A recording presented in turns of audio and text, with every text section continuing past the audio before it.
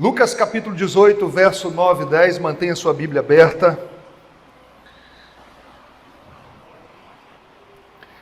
Jesus também contou esta parábola para alguns que confiavam em si mesmos, porque se consideravam justos e desprezavam os outros. 2 homens foram ao templo para orar. Um era fariseu e o outro era publicano. Se você puder aumentar o meu som só um pouquinho, me pediram aqui para aumentar o meu som. Vamos orar, gente? Vamos falar com o Senhor? Deus, o Senhor conhece profundamente o nosso coração. Sabe quem nós somos, o que nós pensamos de nós mesmos. O nosso coração, ainda que convertido, ainda é enganoso, nos engana. E queremos pedir nessa noite que o Senhor use esse período aqui de reflexão na Tua Palavra para transformação do nosso coração. Coloque Cristo diante dos nossos olhos com poder e glória. Transforma o nosso coração. Vence as nossas resistências. Santifica, transforma, firma os nossos passos nos caminhos do Senhor. Que as palavras dos nossos lábios e o meditar do nosso coração sejam agradáveis na Tua presença. Senhor nosso, Redentor nosso, em nome de Jesus. Amém. Em pleno século 21, ainda tem gente que pensa assim, que age assim. Você já ouviu esse comentário? Ou você já fez esse comentário? Guardadas as devidas proporções, o que esse comentário tem como pano de fundo é que a humanidade está experimentando uma espécie de evolução. E por algum motivo, algumas pessoas não estão evoluindo, não estão experimentando essa tal da evolução. Hoje pela manhã nós começamos uma série Criação, Queda, Redenção e Consumação, onde o homem saiu de um estado de perfeição, de uma comunhão perfeita com Deus no Jardim do Éden, sem pecado, e passou para um estado de pecado. O homem é muito mais do que pecador, ele vive agora num estado de pecado. Não é aquilo que você faz ou deixa de fazer, você já nasce no pecado, no estado de cegueira espiritual. Nesse sentido, a humanidade não evoluiu. Nós não somos mais aquele ser humano criado originalmente por Deus. Ninguém nasce como Adão nasceu, sem pecado nenhum, sem nenhuma inclinação pecaminosa. E é por isso que o grande problema da humanidade não é o problema externo. O coração do problema é o problema do coração, como diz John Stott. Você conhece aquela máxima que o homem é produto do meio, que o meio corrompe a gente? Biblicamente isso está equivocado, porque quem corrompeu o meio? Aquela outra máxima também, que diz que quer conhecer alguém, é só você dar poder a essa pessoa. À luz das Escrituras, o poder não corrompe, o poder revela a corrupção já existente no nosso coração. É só uma oportunidade para revelar quem nós somos. Pegaram a ideia? O problema, então, ele está na fonte, e não é esse órgão que bate dentro do meu peito, meio acelerado, mas é a central, onde processa todas as coisas, nossas motivações, os nossos pensamentos. O coração como centro da nossa personalidade. E preste atenção agora. Onde você encontra uma necessidade pecaminosa de se sentir superior aos outros. Em algum momento da sua vida você já sentiu essa vontade de se sentir superior aos outros? Eu guardo uma frase que eu li no Facebook uma vez, compartilho com vocês. Feio não é ter cabelo ruim, não é ser gordo ou muito magro. Feio mesmo é criticar as pessoas para se sentir superior. Você já criticou alguém só para se sentir superior? Não? Eu já critiquei pregação de algum pastor só para me sentir superior. Decepcionei você agora, né? Eu sou um pecador, gente. E às vezes nós fazemos isso. Você nunca criticou ninguém, não? Só para se sentir superior? Criticou a criação dos filhos dos outros? Nossa, como eles não sabem criar filhos? Mas na verdade você quer se sentir superior, como se você fosse perfeito. Todos nós, em algum momento nós fazemos isso. Todos nós. Presta atenção numa coisa. O ser humano só evolui quando ele é dobrado pelo Espírito Santo aos pés do Redentor Jesus Cristo. Essa é a maior evolução que o ser humano pode experimentar. E quando ele é humilhado aos pés do Todo-Poderoso, ele vai perceber que ele é mais pecador do que ele achava que não era. Aos pés de Cristo, sendo iluminado com a luz do mundo, ele vai perceber o quanto ainda existe do pecado restante na sua vida. Ele vai se sentir mais pecador. E eu amo, irmãos, quando o apóstolo Paulo diz assim, projeta, meu irmão, esta palavra é fiel e digna de toda aceitação, que Cristo veio ao mundo para salvar pecadores. Olha só, dos quais eu sou o principal. O certo não era Paulo dizer assim, dos quais eu era o principal, eu fui o principal. Paulo aqui já é convertido, está no final da sua vida, ele está dizendo, Timóteo, Cristo Jesus veio salvar pecadores. E quer saber de uma coisa? Eu sou o principal de todos os pecadores. Porque quanto mais perto da luz, mais você vai perceber que você é um pecador. E que você está longe de ser aquilo que você deveria ser. Você não é quem você era, mas você está longe de ser aquilo que deveria ser. O texto de hoje, irmãos, nós encontramos duas pessoas orando. E o que é oração? Eu estou trabalhando isso com vocês. Orar é falar com Deus. O Deus que nos conhece plenamente, que não conhece apenas as nossas ações, mas também as nossas motivações. E não pisquem. Nada revela mais sobre o nosso coração do que a nossa oração. Aquilo que Jesus disse, a boca fala do que está cheio o coração. Até mesmo quando você não ora, isso revela o seu coração. Se você é dependente de Deus ou não. As crenças mais profundas fluem das nossas orações ou até da falta das nossas orações. E no primeiro versículo, Jesus deixa claro o que ele quer ensinar para nós. Presta atenção no texto. Verso 9. Jesus também contou essa parábola para alguns que confiavam em si mesmos, porque se consideravam justos e desprezavam os outros.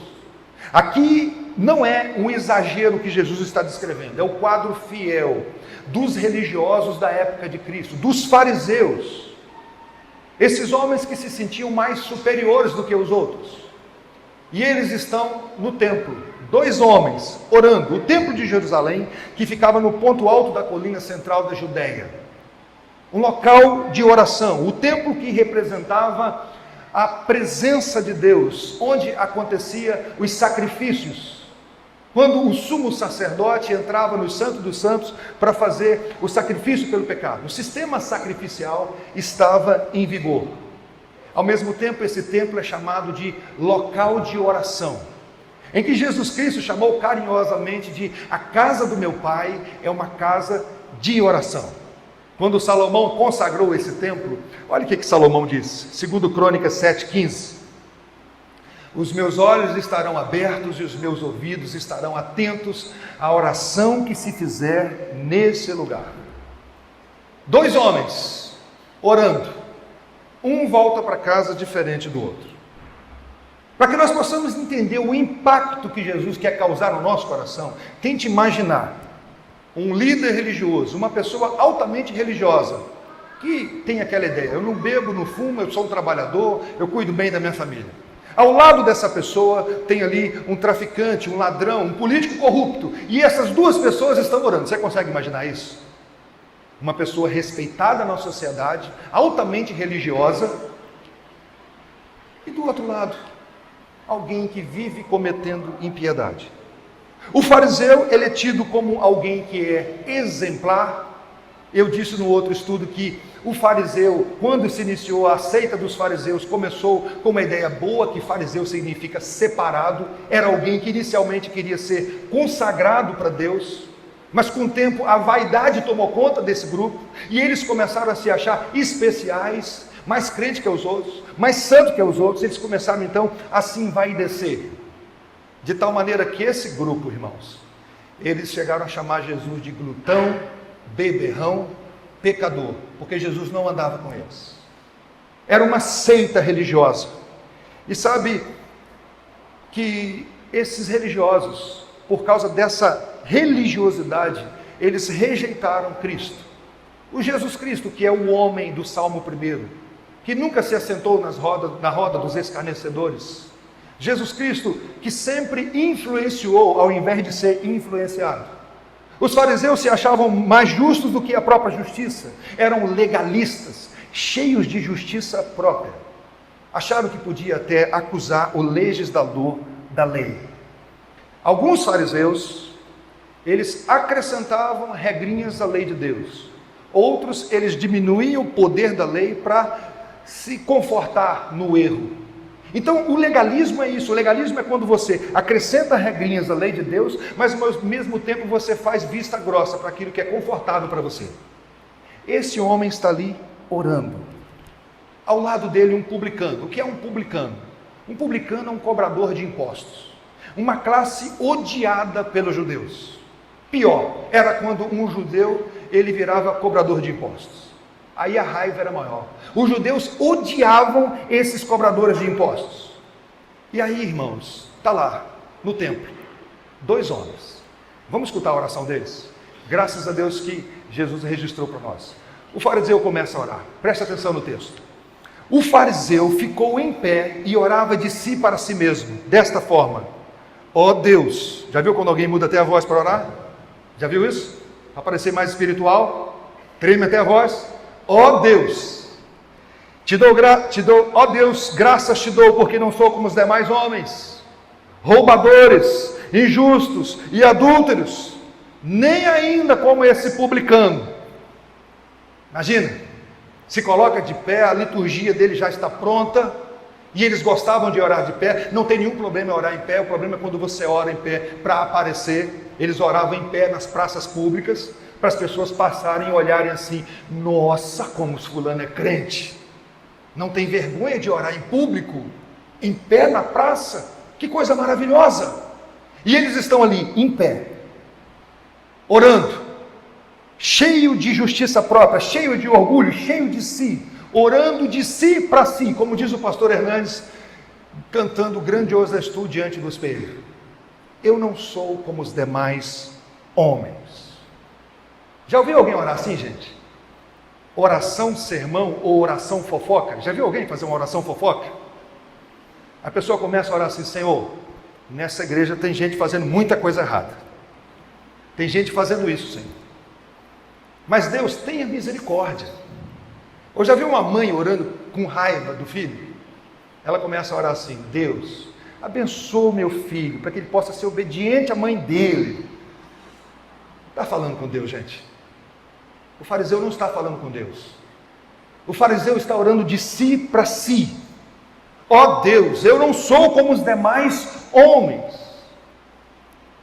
Eu não sou como os adúlteros. E pior, que ele começa fazendo uma oração de gratidão, fazendo comparações, mas sempre na horizontal, se autopromovendo, quando a Bíblia diz: não seja o teu lábio que te louve, e sim o de outrem.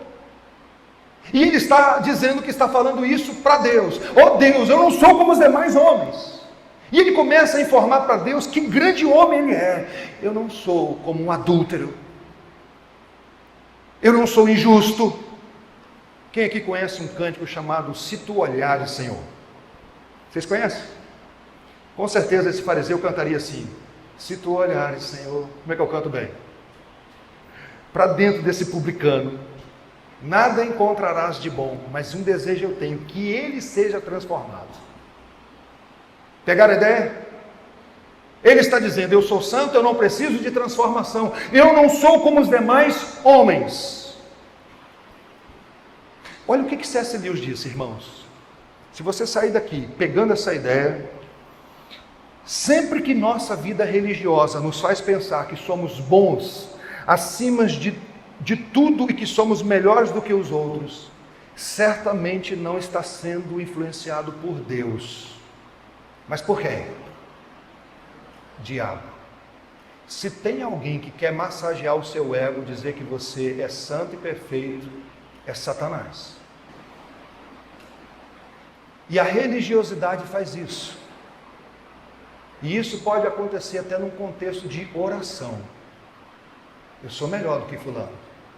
Um dia eu fui aconselhar um casal E o marido começou a defender o seu pecado, dizendo: mas eu não sou tão ruim assim como a minha esposa está falando. Quando eu olho para os 10 mandamentos, eu tiro a nota 6. Tem dia que eu consigo tirar até 7. A pessoa não entendeu, não compreendeu.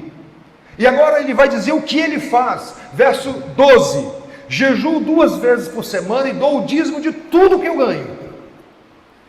Ele acabou de dizer que ele não é como os demais, e ele se compara o tempo todo, e ele começa a dizer: olha, quando eu olho para a sociedade, eu não faço o que fulano faz, e eu faço algumas coisas que algumas pessoas não fazem. O que eu faço? Eu sou superior, eu dou o dízimo de tudo que eu ganho. Irmãos, a contribuição financeira, ela é bíblica. Ashbel Green Simonton, que é o missionário presbiteriano que trouxe a igreja, que plantou a igreja presbiteriana no Brasil, ele não chegou e assim, na hora de entrar no navio, e falou assim: eu sou missionário, então deixa eu entrar de graça. Alguém bancou a passagem dele, alguém sustentou o Simonton aqui no Brasil. A contribuição financeira, ela é bíblica. Esses missionários que nós oramos por eles, nós mandamos contribuição financeira para eles, porque eles não estão trabalhando para ter o seu sustento. O problema é quando você faz da contribuição financeira uma maneira de se achar superior aos outros,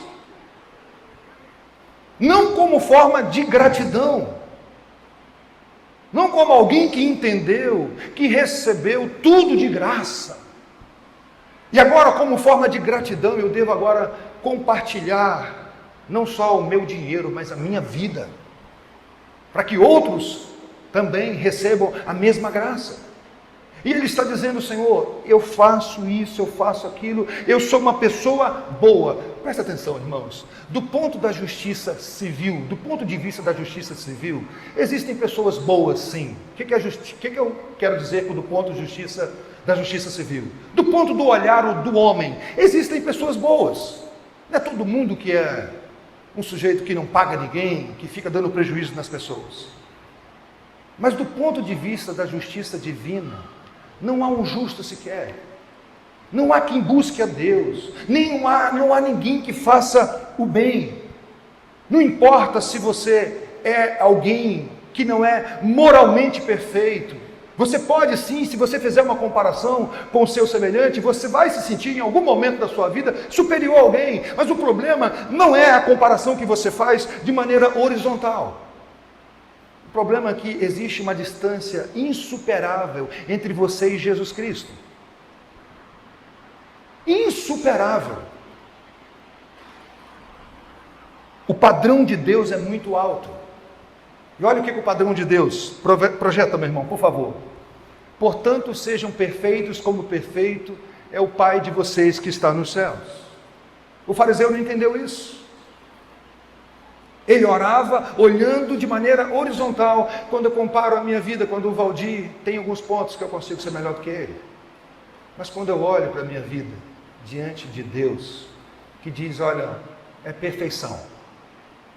Nós estamos acostumados a tirar 9 na escola e ainda receber um louvor.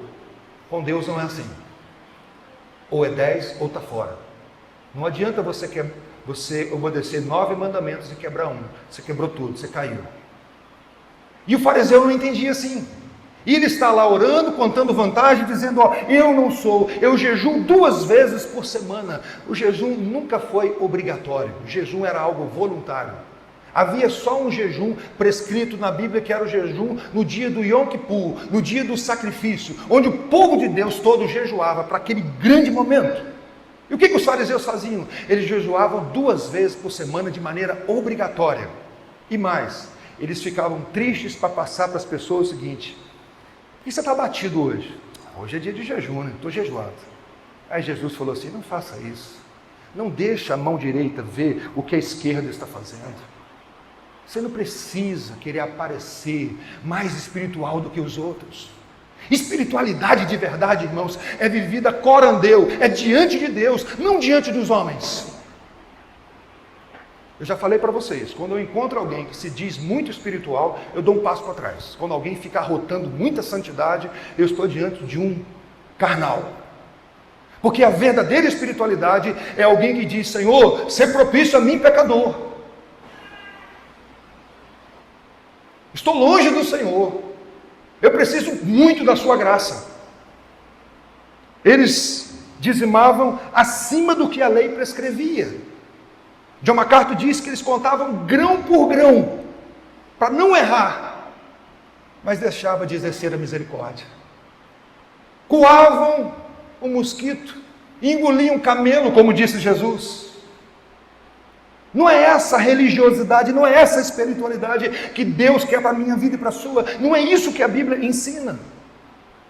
E vejam bem, todas as vezes que você obedecer a Deus, você não passa de um servo inútil. Não se ofenda. Foi Jesus que disse isso.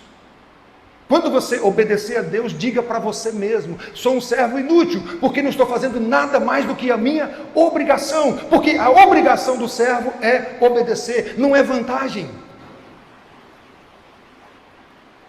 Isso trata o nosso coração, tá, gente?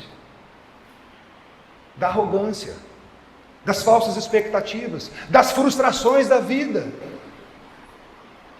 Então ele está orando por algo que não é vantagem. Eu faço isso, eu faço aquilo tudo. Não se barganha com Deus que não deve nada para a gente. Faz sentido para você isso? Você acha que Deus te deve alguma coisa? O que a mão direita faz, como Jesus disse, não deixa a mão esquerda ver. Mas o publicano também orou. Vamos olhar para a oração do publicano agora. Verso 13. O publicano, estando em pé, nem mesmo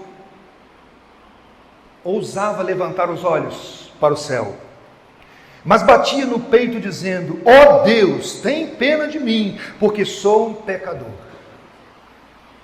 O publicano, quebrado e quebrantado diante de Deus, batendo no peito, com autoacusação, quase desespero, sem fazer nenhuma comparação. Em nenhum momento ele não disse assim: Senhor, mas eu também, eu sou publicano, mas não sou o pior dos publicanos, não. Ele chega para Deus e diz: Senhor, eu sou um miserável, mas eu estou aqui, confiando no Deus, como o Zil leu na liturgia, que quer ser reconhecido por ser um Deus misericordioso. E no texto grego aqui, irmãos, a ideia é que ele diz o seguinte: eu sou o pecador.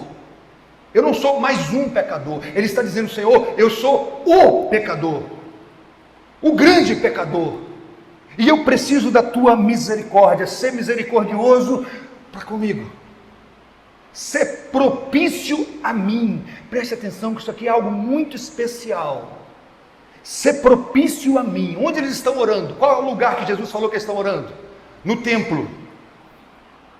Em que período da redenção essa parábola está sendo, ela foi registrada para nós? No período antes da cruz.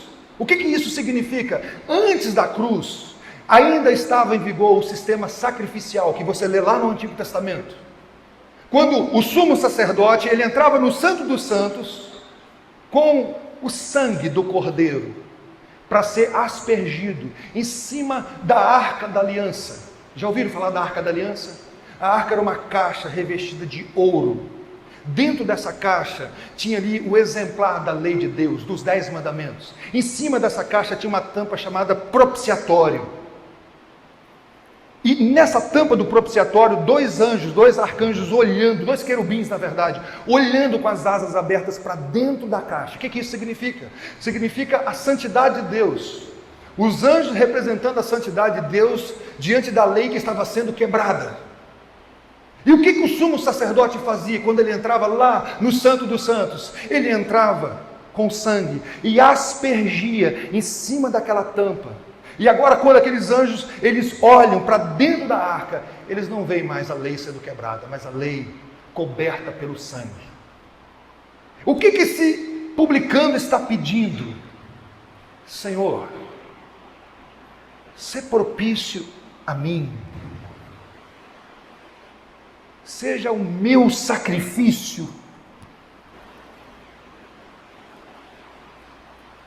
Me representa diante de ti. pois sou um pecador e não tenho condições de me apresentar diante de ti. Faça por mim o que eu não consigo fazer, Senhor. Se ofereça por mim, se entregue por mim. Preste atenção, irmãos. Eles estão no templo orando. E Jesus contou isso de maneira intencional. Enquanto o sacrifício está acontecendo, tem uma pessoa orando, dizendo para Deus: eu não preciso do sangue que está sendo vertido agora. Eu não preciso desse sangue que está sendo derramado. Eu tenho justiça para me apresentar diante de ti. Eu consigo me apresentar diante de ti com as minhas obras perfeitas. Eu dou conta. Eu não preciso de redenção. Em última instância, sabe o que o fariseu está dizendo? Eu sou o suficiente. Já o publicano, ele está dizendo: Senhor, seja o meu sacrifício. Eu estou aqui confiando na tua misericórdia, onde o Senhor disse que sem derramamento de sangue não há remissão de pecados. Faça a propiciação pelos meus pecados. Seja o meu sumo sacerdote. Ofereça por mim o sangue no meu lugar. Porque eu sou impuro. Qual foi o resultado, irmãos, dessas duas orações? Cada um terminou o seu período de oração. E qual foi o resultado? O resultado é de escandalizar qualquer pessoa religiosa. Olha o resultado. Verso 14. Digo a vocês que este desceu justificado para a sua casa, e não aquele. Porque todo aquele que se exalta será humilhado, mas o que se humilha será exaltado. O publicano que pediu: Senhor, ser propício a mim, desceu para casa justificado. Uma declaração do próprio Deus, o Deus que justifica injustos através da vida do justo Filho de Deus, sem ser injusto, porque ele assume o nosso lugar quando alguém clama por misericórdia. Bryan Chapell é um autor que eu gosto muito, e olha o que ele diz sobre a justificação. Justificação descreve o que Deus faz quando ele graciosamente perdoa o nosso pecado, a fim de conceder-nos o status justo que ele exige para podermos manter um relacionamento santo com ele. Você deve descendo para casa agora com uma declaração que você é justificado, aceitável diante de mim, como meu filho, em comunhão profunda. Justificar significa declarar acerca de uma pessoa que foi levada a julgamento que ele não está sujeito a nenhuma penalidade, mas tem o direito e os privilégios devidos a quem guarda a lei. Você já entendeu a justificação? Quando eu entendi essa doutrina, foi quase que uma segunda conversão. E eu entendi essa doutrina com uma ilustração muito simples, mas que abençoou tanto o meu coração. Um dia, um juiz foi fazer um julgamento, e ele, quando leu quem é a pessoa que ele iria julgar, ele viu que era um amigo antigo. E ele leu o processo e viu que o amigo tinha, sim, feito besteira. E o que ele fez? Na hora do julgamento, bateu o martelo: condenado. 6 meses na cadeia ou 6 salários mínimos. Ele desce, pega o seu talão de cheque, preenche o cheque, paga os 6 salários mínimos e leva o seu amigo para almoçar com ele. O juiz foi injusto? Não. Condenou a pessoa que precisava ser condenada? Condenou, mas ele pagou o preço. O que Deus fez para nos justificar? O salário do pecado é a morte. Não tem jeito. Ele envia Jesus para morrer no nosso lugar, assumindo a nossa culpa. Por isso que o breve catecismo de Westminster, ele coloca de maneira muito bela, projeta. Justificação é um ato da livre graça de Deus, no qual Ele perdoa todos os nossos pecados, nos aceita como justos diante de si, somente por causa da justiça de Cristo, a nós imputada e recebida só pela fé. É com essa declaração que o publicano volta para casa. O fariseu volta para sua casa também, porém sem nada, porque todo aquele que se exalta será humilhado, mas aquele que se humilha será exaltado. Mais uma vez, irmãos, não há espaço para soberba diante de um Deus santo. Tim Keller, ele diz o seguinte: religião nos deixa orgulhosos do que temos feito. O Evangelho nos torna orgulhosos do que Jesus fez. Você entende a beleza do Evangelho? O Evangelho fala daquilo que Deus fez por nós. Por isso Paulo diz assim: longe de mim gloriar-me, a não ser na cruz de Cristo. Aplicações para nós. Como você e como eu vou embora desse culto? Como nós vamos sair desse momento de culto? Eu espero que você tenha prestado atenção. E se você entendeu que você é um pecador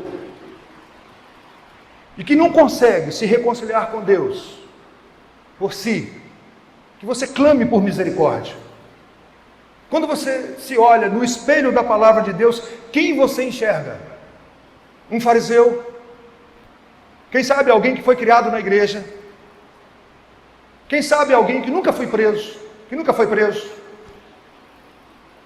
mas que está longe dos caminhos do Senhor também? Quem que você encontra diante do espelho da palavra? Se Deus perguntasse para você nessa noite: me dê uma única razão para deixar você entrar no meu novo céu e na minha nova terra, qual seria a sua resposta? Que eu sou membro da Igreja Presbiteriana Cidade Nova? Não diga isso. Isso não faz você, não te dá um passaporte. Uma igreja presbiteriana fora do Brasil um dia resolveu fazer uma programação muito especial. Aqui não dá porque aqui Itaperuna é quente demais, mas fizeram na montanha. Foram lá, passaram o dia, teve momento de culto, momento de ceia, e uma cena chamou a atenção do pastor. Um juiz e um ex-presidiário abraçados. Depois da ceia, pastor impactado com aquela cena, sabendo da história, que aquele juiz, foi ele que condenou esse ex-presidiário, e agora estão ali membros da mesma igreja. O juiz então, o pastor impactado chamou o juiz e disse assim: meu irmão, que cena que Deus me deu o privilégio de ver essa noite. Você e uma pessoa que você condenou, abraçados por causa do Evangelho. O Evangelho é poderoso demais. O juiz diz: é verdade. É de emocionar mesmo, pastor. Mas eu quero contar para o senhor um outro resgate que talvez o senhor não tenha noção. Sabe o que o juiz disse? Pastor, eu fui criado na igreja. Durante muito tempo da minha vida, eu achava que eu era uma pessoa boa. Eu achava até que eu não era tão ruim assim como a Bíblia diz. Eu me achava até melhor do que algumas pessoas na igreja. Mas houve um dia, pastor, que o Espírito Santo tocou no meu coração e me convenceu de que eu era um pecador desgraçado, que eu não obedecia nada à lei de Deus, que eu não amava a Deus sobre todas as coisas, nem o próximo como a mim mesmo.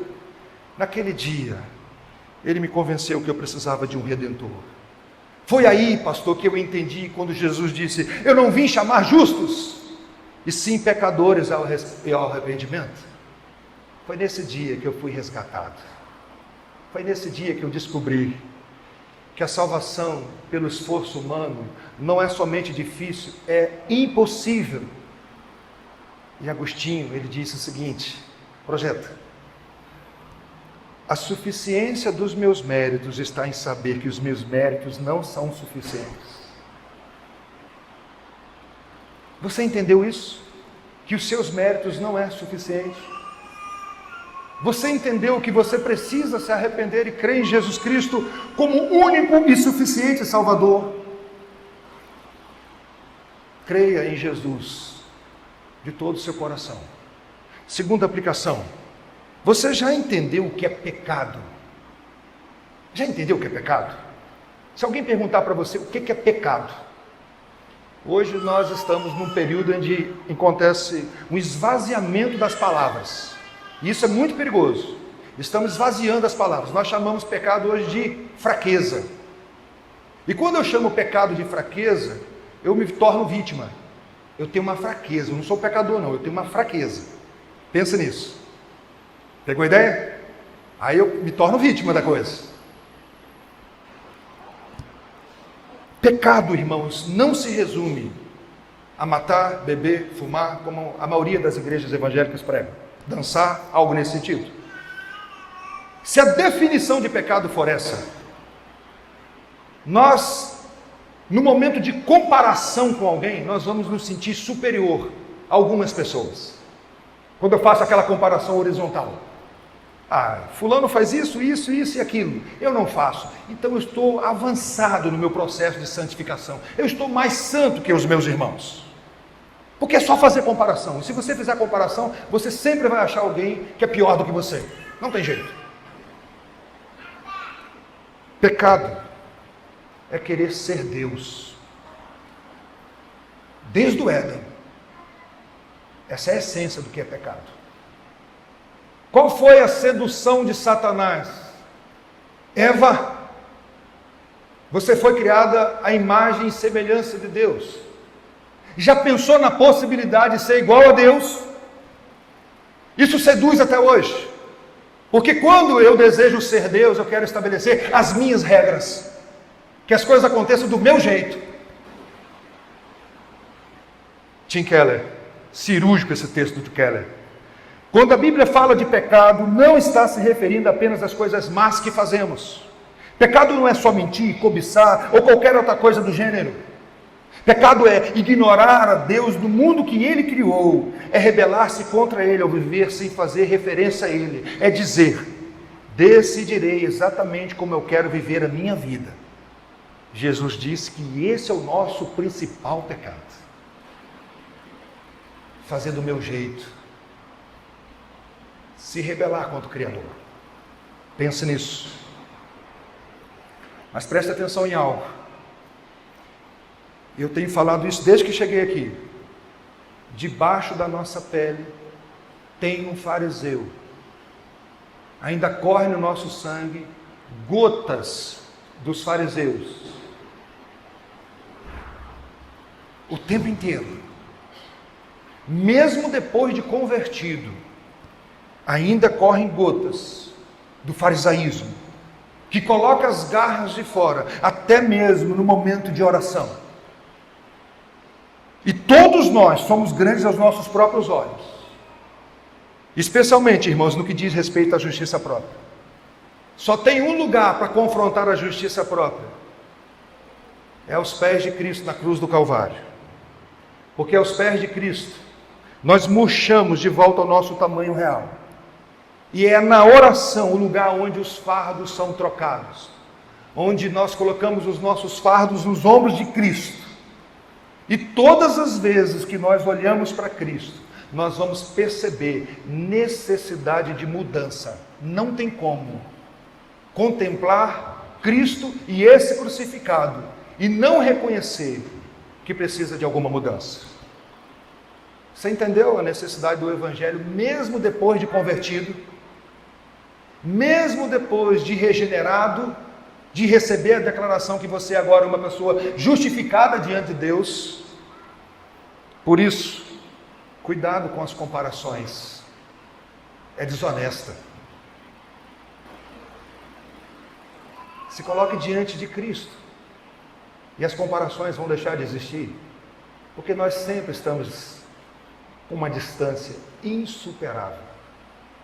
Por último, irmãos, isso deve nos fazer repensar sobre o nosso testemunho cristão. O que é o testemunho cristão, gente? É falar sobre nós mesmos? O que é testemunhar do Evangelho? John Stott, guarde isso. Testemunho não é sinônimo de autobiografia. Quando estamos realmente testemunhando, não falamos de nós mesmos, mas de quem? Não é sobre você. Não é sobre o que você faz ou deixa de fazer. Eu acordo todo dia 4 horas da manhã para orar. Louvado seja Deus por isso. Ore mesmo. Mas não é sobre você orar, é o Deus que escuta a sua oração. Estão entendendo, gente, o que é testemunhar? Não é falar do que você faz, mas do que Cristo fez por nós. Esse que é o testemunho poderoso do Evangelho. Quando vocês, por algum momento, verem alguma besteira que eu fiz, alguma desobediência, cobiçando algo que eu não deveria cobiçar, sou eu mesmo. Mas quando vocês olharem para mim e começarem a ver eu amando a minha esposa, falando a verdade em amor, não sou eu, é Cristo em mim. Perceberam a diferença? É por causa da obra de Cristo em mim. Eu amo quando o apóstolo Paulo diz assim: trabalhei mais que todos os outros apóstolos. Todavia, entretanto, não eu, mas a graça de Deus na minha vida. Não há espaço diante de Cristo para projeção humana. Há espaço para a glória de Cristo, para a exaltação da pessoa de Cristo. Nós só glorificamos a Deus quando nós exaltamos a Cristo. O Espírito Santo, preste atenção nisso, ele tem o ministério do holofote. Já perceberam que na Bíblia o Espírito Santo não chama atenção para ele? Qual é o papel do Espírito Santo? Jesus diz: ele me glorificará.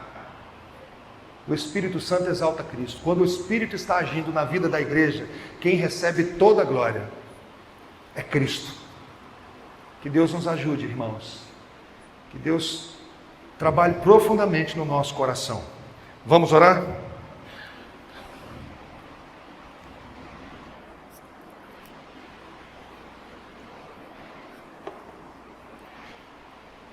Ó Deus bendito, o Senhor conhece o nosso coração profundamente. E eu quero pedir, Deus, pelos meus irmãos, por mim, nós que ouvimos essa palavra nessa noite, que Teu Espírito trabalhe profundamente a começar em mim, transformando não somente as intenções, mas o meu coração, a fonte que precisa ser transformada. Opera em nós, Deus, o Teu querer, efetua em nós a Tua vontade. Nós precisamos do resgate diário. Tira de nós toda a religiosidade, a vontade de se aparecer diante dos homens. Resgata o nosso coração, Deus. Confronta, Senhor, a arrogância, o orgulho, e nos faz andar humildemente na Tua presença. No nome e para a glória de Jesus. Amém.